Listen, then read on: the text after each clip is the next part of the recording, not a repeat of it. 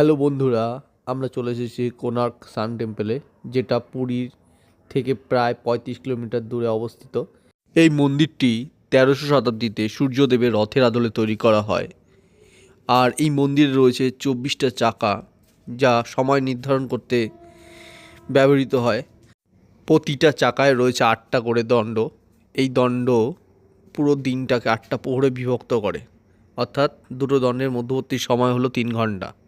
তাছাড়াও চাকাতে বিভিন্ন রকম নকশা আঁকা রয়েছে, যা সময় গণনা করতে এবং অন্যান্য গণনা করতে কাজে লাগে।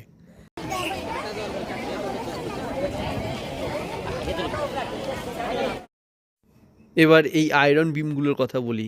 এই আয়রন বিমগুলি হলো উচ্চ ক্ষয় প্রতিরোধক।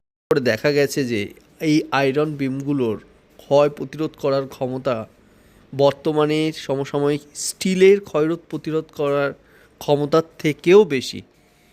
অর্থাৎ তোমরা বুঝতেই পারছো যে সেই সময় তার টেকনিক্যালি কতটা উন্নত ছিল। তো চলো বন্ধুরা, আপাতত এই পর্যন্তই। দেখা হবে পরের ভিডিওতে। চলো চলো এবার বেরিয়ে যাবো, এইটাই দেখানো ছিল।